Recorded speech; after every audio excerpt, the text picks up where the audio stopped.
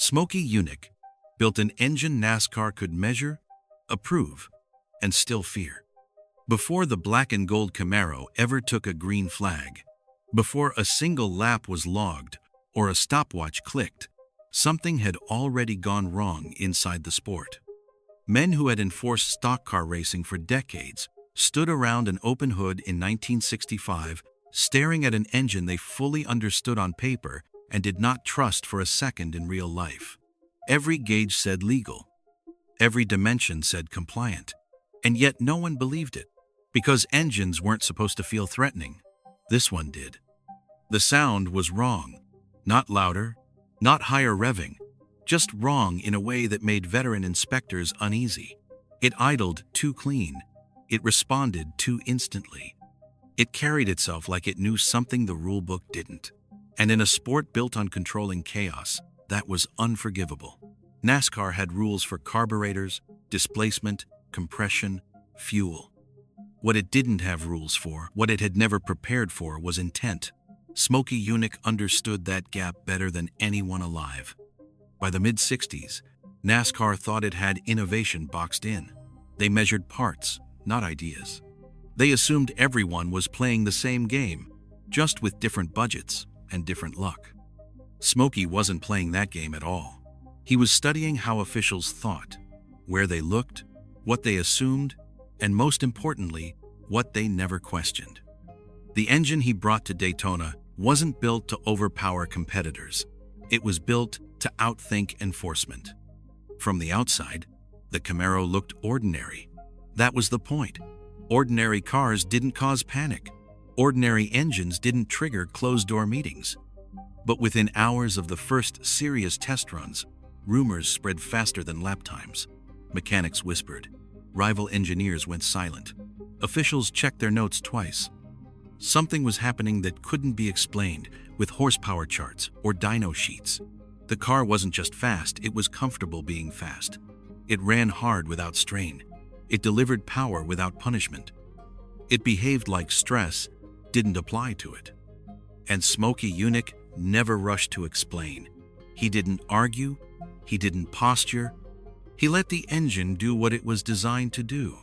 Expose the weakness of a system that believed legality and control were the same thing. Every inspection it passed made the situation worse. Because passing inspection didn't calm anyone down, it confirmed their worst fear. If this engine was legal, then the rulebook was incomplete. And if the rulebook was incomplete, NASCAR's authority rested on an illusion. This is where the real story begins. Not with speed, not with wins, but with discomfort. With officials realizing they were enforcing rules written for ordinary minds against an extraordinary one. With competitors understanding they weren't being beaten by money or muscle, but by foresight. With a single engine forcing an entire sport to confront a question it had avoided for years. What happens when someone follows the rules better than the people who wrote them? Chapter 1. The engine that broke the rules. It started with a roar that no one in NASCAR expected, and that roar didn't come from horsepower alone. It came from audacity. In 1965, Smokey Yunick unveiled an engine that was so radical, so precise, that it didn't just challenge competitors, it terrified officials. This wasn't a case of pushing a boundary. This was rewriting it entirely. The car rolled onto the track at Daytona, black and gold, deceptively normal in appearance. But under the hood, a secret was hiding in plain sight. The engine wasn't just fast, it was untouchable, exploiting rules that NASCAR didn't even know were vulnerable. Officials had been chasing Yunick's innovations for years, but this one was different. The engine combined unconventional geometry with hidden airflow paths and carefully calculated tolerances that allowed performance no other team could touch. To an untrained eye, it looked legal measurements fit. Carburetor specs checked out. The chassis passed inspection. But lap after lap, the black and gold Chevrolet smoked the competition without a single sign of overheating or mechanical failure. Pit crews whispered, rivals fumed, and NASCAR inspectors were left with nothing but data they couldn't explain. The first test came at a private session before the Daytona 500. Trackside engineers watched the car accelerate past the timing lights, not by mere tenths of a second, but by a margin that made seasoned mechanics question their understanding of physics. Many believed that the engine wasn't just powerful, it was psychologically destabilizing. Every shift, every corner, every lap seemed designed to prove that rules could only limit compliance, never creativity. Those who saw it firsthand later admitted they felt like the laws of racing had been bent in real time, and nobody knew how or why. Smokey himself was calm, almost casual. He didn't gloat, he didn't taunt, he simply let the engine speak. To him, the car was a puzzle, a challenge to authority, a weapon hidden beneath the guise of legality. Rival crews, however, grew increasingly desperate. They examined his blueprints, photographed every inch of the engine, and tried to reverse engineer what they couldn't understand. Every component had a dual purpose. Every measurement had a hidden intent. Even trusted NASCAR officials, men who had seen decades of racing innovation, began to doubt whether inspections could ever catch someone like Smokey Yunick. The climax of this chapter came when the engine completed its first full qualifying run. Lap times were blistering, consistent, and eerily precise. The Camaro didn't just outperform, it dominated. The shock wasn't only the speed, it was the impossible reliability.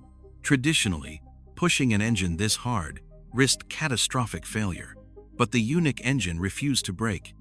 It was a machine that seemed alive, anticipating stress, absorbing punishment, and refusing to yield.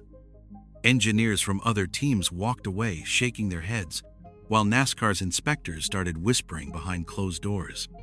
By the end of the day, the word was clear. Something unprecedented was in play. The engine wasn't just a technical marvel, it was a direct challenge to the very concept of regulation. It exposed the blind spots in NASCAR's inspections, highlighted the limits of measurement, and demonstrated that a single mind could outthink an entire system designed to enforce fairness. And in the garages, in the pits, and behind the press barricades, one question spread like wildfire. If this engine was legal, what else had Yunick hidden in plain sight? The moment the black and gold Camaro left the track that day, NASCAR realized they were no longer dealing with ordinary innovation. They were facing a genius whose creations forced the sport to confront its own weaknesses, and whose rules-breaking engine would spark inspections that would change racing forever. Chapter 2. The Mind Behind the Madness. Smokey Yunick wasn't just a mechanic. He was a strategist, a chess player, and a provocateur who saw the rules not as boundaries, but as challenges waiting to be exploited.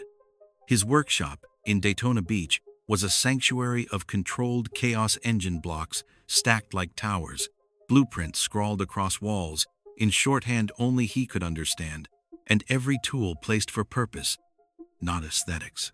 For most, it looked like madness. For Smokey, it was the battlefield where he waged war against predictability and authority.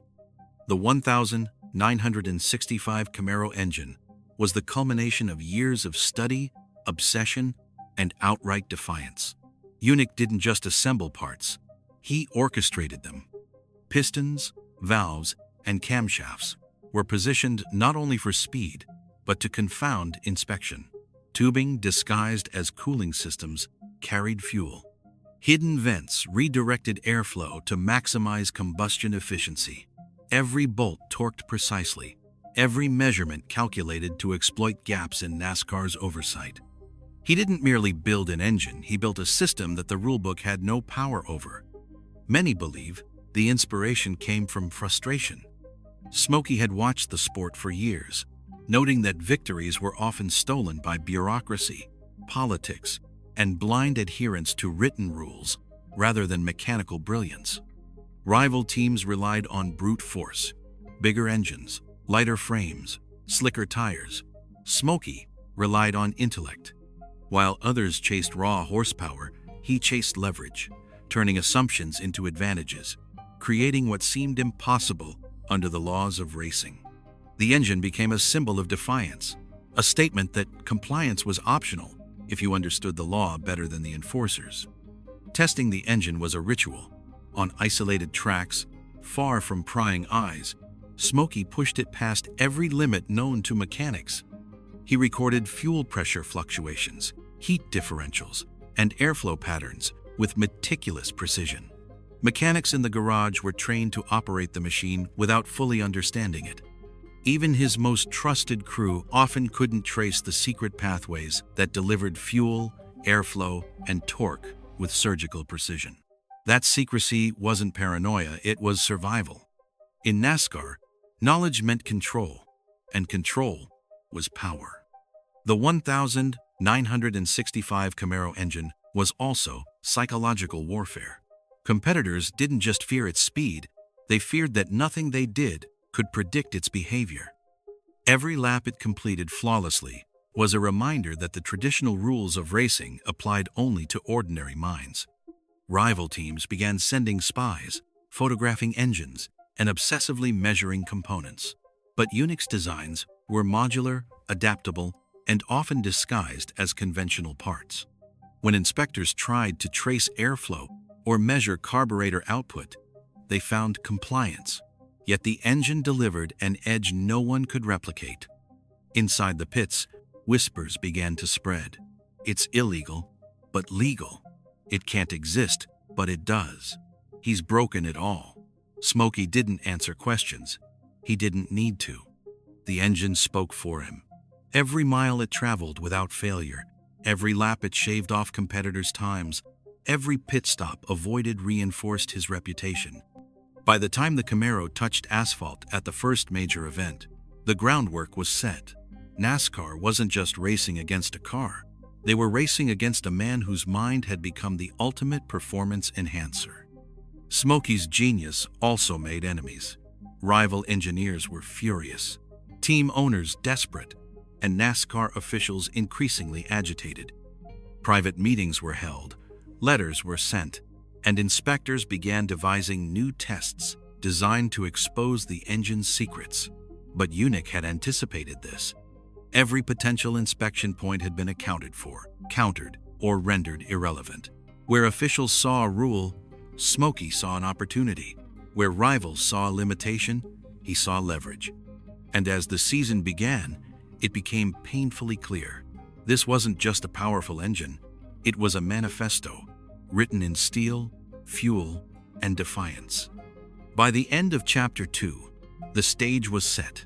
The 1965 Camaro engine wasn't just going to win races. It was going to rewrite how NASCAR approached enforcement, inspections, and the very definition of fairness. Every official who had underestimated Smokey Yunick would soon discover that rules were only as strong as the minds that followed them, and that some minds were untouchable. Chapter 3: The Engine That Defied the Rulebook. When the 1965 Camaro roared onto the track for the first time, the atmosphere was electric and tense. Competitors leaned on their pit walls, jaws tight, eyes scanning the black and gold machine, as if mere observation could expose its secrets. NASCAR officials, clipboard in hand, followed the ritual inspections meticulously, measuring, weighing, recording every detail. Yet the Camaro passed with flying colors. Every visible component was compliant.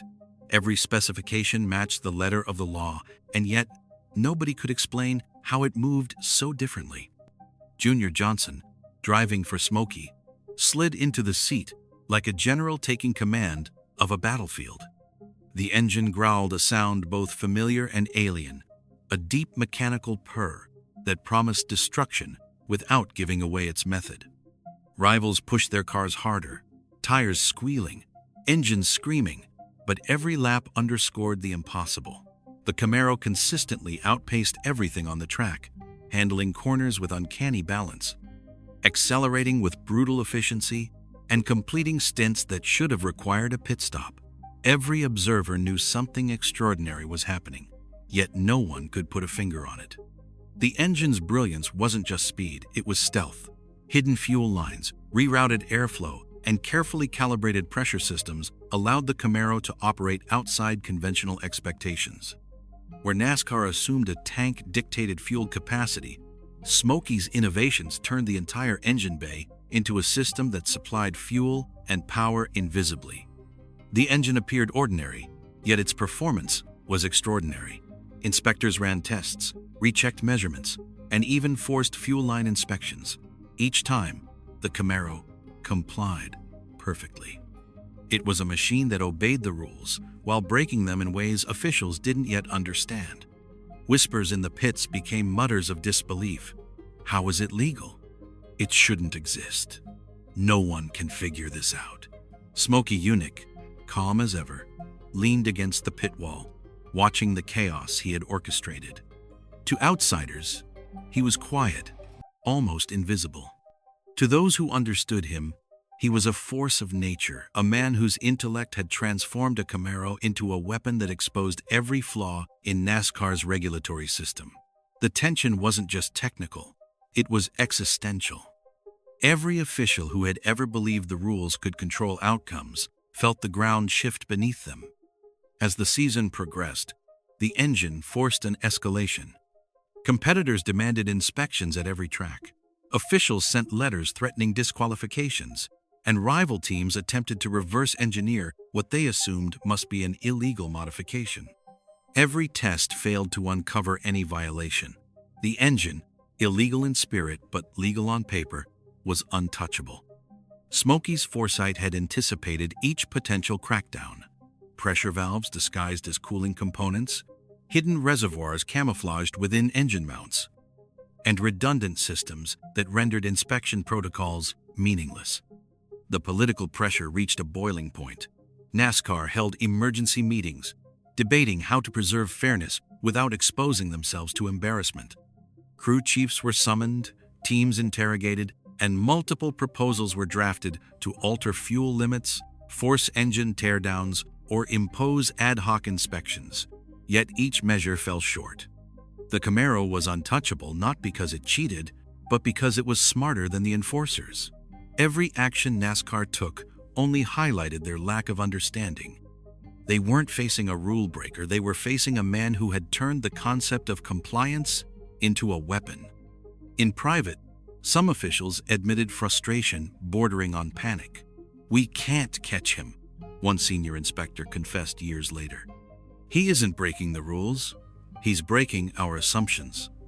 That's the truth behind the 1,965 Camaro engine. It wasn't merely powerful. It was designed to exploit the very structure of authority. Every lap, every win, every pit stop skipped was a psychological blow to the sport's regulators, a statement that brilliance could not be policed. By mid-season, the engine's legend was secure. Mechanics, engineers, and competitors alike began to whisper about Smokey's untouchable machine. Wins were no longer just about speed. They were about outthinking the entire enforcement apparatus. The Camaro became a ghost on the track, untouchable and untamed, a moving proof that NASCAR's rules were vulnerable to intelligence as much as horsepower. The stakes could not be higher. The engine had done more than win races.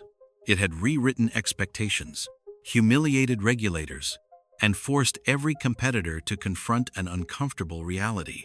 In the world of stock car racing, one mind could outgun the system itself. Chapter 4: Panic, Rules, and the Legacy of an Untouchable Engine. By the end of the 1965 season, the black and gold Camaro wasn't just a car, it was a symbol.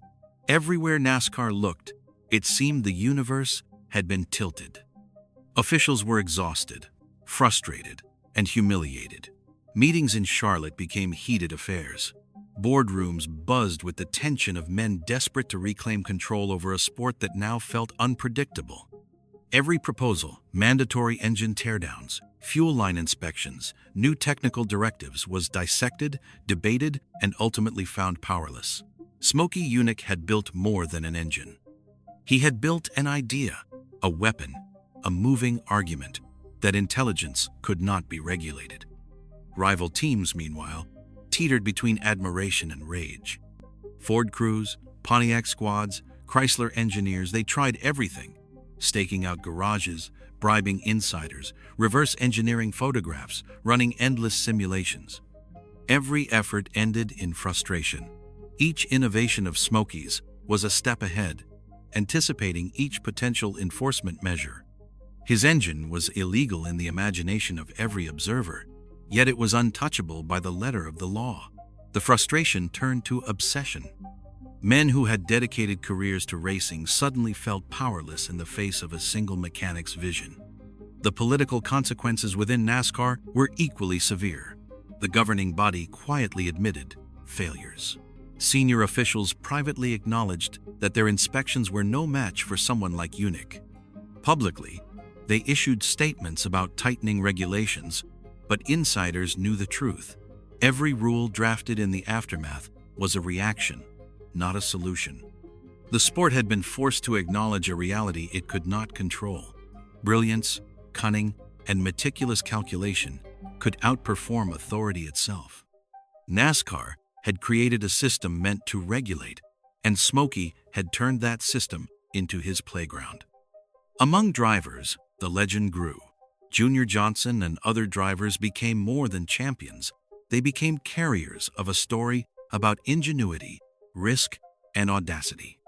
Every win was celebrated, but behind the scenes, the myth of the untouchable engine-shaped strategy. Mechanics began adopting a new philosophy: anticipate the rules before they exist, manipulate the unseen, and make the impossible routine. Smokey's influence spread far beyond Daytona, Talladega, or Charlotte. His ideas infiltrated garages across the Southeast, quietly reshaping American motorsport culture. Yet not all consequences were professional. There was tension, envy, and outright betrayal. Teams accused one another of spying. Insider tips were leaked, contracts threatened, and friendships fractured. Many believe that the political panic surrounding the Camaro engine accelerated internal divisions within NASCAR, forcing faster adoption of formal inspection protocols, stricter oversight, and a growing paranoia about hidden modifications. The engine had achieved more than performance. It had shaken the foundations of trust, strategy, and hierarchy within the sport. Smokey Yunick, for his part, remained calm. He didn't seek headlines or accolades. He observed, he refined. Every inspection, every inquiry, every desperate effort by NASCAR to catch him only reaffirmed what he already knew. His ingenuity was untouchable, his timing perfect, and his foresight unparalleled. In private conversations, some crew members admitted awe bordering on fear. The engine wasn't just a machine, it was an extension of Smokey himself, a living testament to audacity, cunning, and precise execution. Decades later, restorers, enthusiasts, and historians would uncover fragments of that engine, trying to replicate its genius. Some succeeded partially, most failed entirely. The real innovation wasn't just technical, it was strategic. Every hidden reservoir, every rerouted line, every calibration anticipated human assumptions, turning rules into suggestions rather than restrictions. The Camaro wasn't broken, it was untouchable. The illegal but legal moniker became legend. As the dust settled, NASCAR eventually adapted. Rules changed. Inspections tightened. Authority reasserted itself, but the truth remained. No regulation could contain someone willing to think far beyond the expected, willing to anticipate every loophole, and willing to exploit intelligence as a weapon. Smokey Yunick's 1965 Camaro engine became the blueprint for outlaw engineering, proof that audacity, intellect, and careful planning could render even the most rigid system irrelevant. And the most haunting truth? NASCAR had survived, but the men who tried to stop Smokey would never forget. They realized too late that one man, one engine, and one vision could outthink an entire sport, leaving a permanent shadow over every rulebook, every inspection, and every legacy in stock car racing. Chapter 5: The Untouchable Legacy. The season ended, but the story did not. The black and gold Camaro, its engine perfected to a terrifying degree of precision, had left more than a trail of burned rubber and broken expectations. It had left a scar across NASCAR itself, a reminder that the sport's rules were only as strong as the minds that enforced them. Men who had spent decades writing and policing those rules sat in boardrooms, rereading inspections, and wondering how they had been so thoroughly outmaneuvered. Some admitted quietly to themselves that they had never encountered anyone like Smokey Yunick, and perhaps never would again. The Camaro's victories were not just on the track. They were psychological conquests. Every race, every flawless qualifying run, every lap completed without the slightest mechanical hiccup proved a singular truth: intelligence could not be policed. For rival crews, the lesson was humbling and bitter. Teams with budgets twice or three times the size of Yunick's were left chasing shadows, photographing engines, measuring components, and running simulations that never yielded the answer. Every effort to catch up, to expose a flaw, ended in frustration. The genius of the engine wasn't raw power, it was foresight. Every valve, every fuel line, every torque specification had been calculated not just for speed, but for compliance that would fool the most experienced inspectors. NASCAR responded, as institutions do, with a mixture of fear, admiration, and bureaucratic escalation. Rules were rewritten, inspections were intensified, and new technical directives were drafted. But the effect was partial, temporary, and mostly reactive. No regulation could anticipate intent. No set of measurements could catch a mind that thought beyond them. Smokey had revealed the fundamental weakness in a system built to measure parts, not ingenuity. NASCAR learned, sometimes painfully, that controlling chaos was one thing, but outthinking chaos entirely was another. Junior Johnson and other drivers who worked with Smokey became carriers of a new philosophy.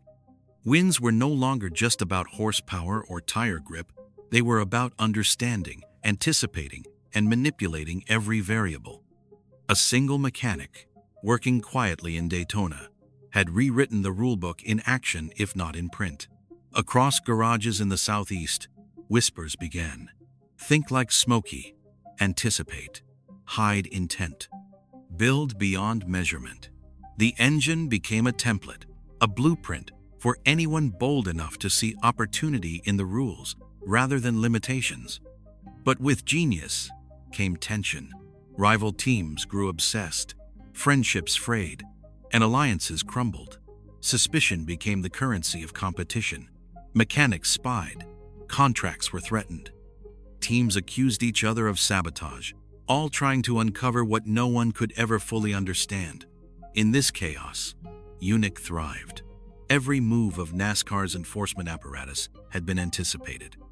Every attempt at a crackdown had been countered before it could begin. The more others tried to control him, the more the engine proved untouchable. In the years that followed, the legend only grew. Car enthusiasts, restorers, and motorsport historians pored over fragments of that 1,965 engine, trying to replicate a perfection that had never been fully recorded. Some managed partial success, most failed entirely. The real innovation had never been about pistons or carburetors. It had been about vision. Yunick had designed a machine to manipulate assumptions, to leverage human oversight, to turn compliance itself into a weapon. The Camaro wasn't broken, it was untouchable. And illegal but legal became the shorthand for a philosophy that could outthink entire systems. Smokey Yunick's influence reached far beyond the track.